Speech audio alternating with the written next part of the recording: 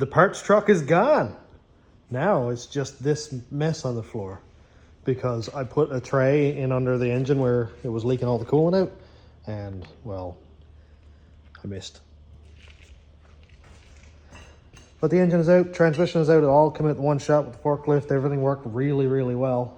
I forgot to undo the torque converter bolts, but I really don't care because this transmission is Tostitos and I won't be using it, and I'm sure the torque converter is cooked too.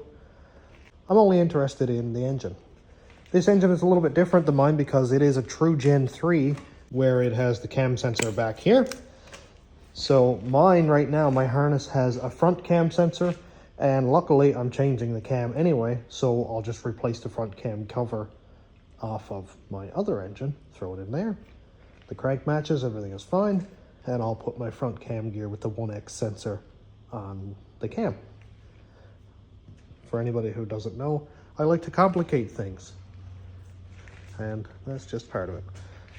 So basically, I'm just gonna strip the top end off of this. I was just gonna leave the intake manifold on and shove it in exactly as is, but I like to take the intake off to get it in through the engine bay cleanly and not be damaging my firewall or anything like that, and not damage the intake.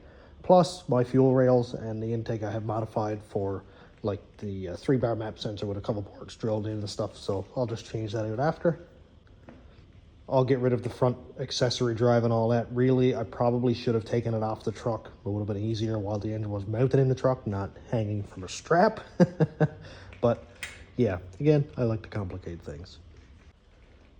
Tomorrow morning I'll come in and start getting this thing all ready, get it on the engine stand and everything, and do a 10-second refit, and I'll get Desperado up here and pull the engine back out for the second time this week.